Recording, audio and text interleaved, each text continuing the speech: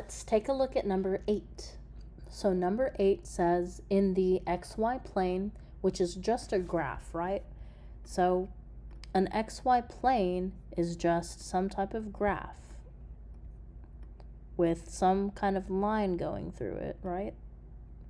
Where the horizontal line is your x-axis, and then you have your y-axis up here. Oops. You have your y right here.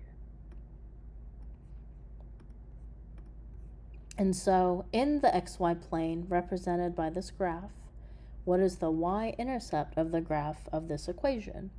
And so if you were to put that in your calculator, you would get a parabola because the x would be squared. For the purposes of this example, I'm showing you just a two-dimensional line that's going to be straight, and I want to represent the y-intercept. So this y-intercept is going to be, let's see if we can highlight that. Maybe not.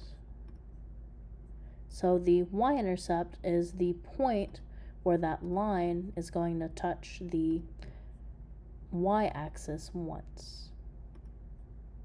And so this is the y-axis.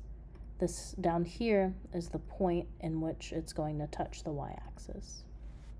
So the question is asking, in the xy plane, what is the y-intercept of the graph of this equation? Well, one property of the y-intercept, and this is true no matter what line we draw, right? So let's draw a different line. If we have a line going through here, right?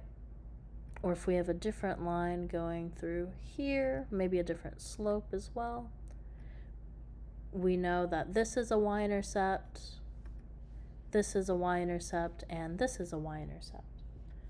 When we're writing out points on a graph, we write it out as some x point and some y. And so for this example, we know that that first number is going to be 0 no matter what line we're drawing. So this first number is going to be 0. Or another way of saying this is x is going to equal 0. So x equals 0. Looking over here, we're going to write down the equation again.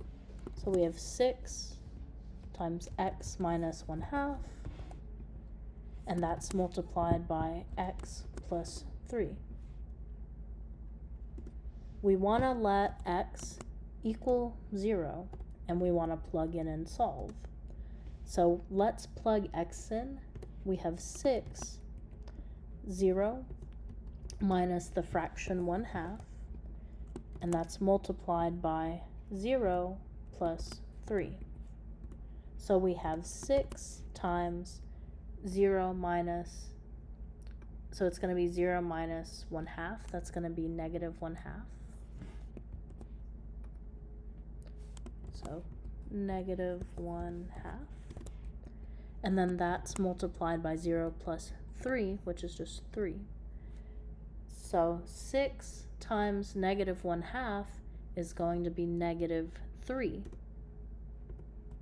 And then negative 3 times 3 is going to be negative 9. So our answer is going to be A.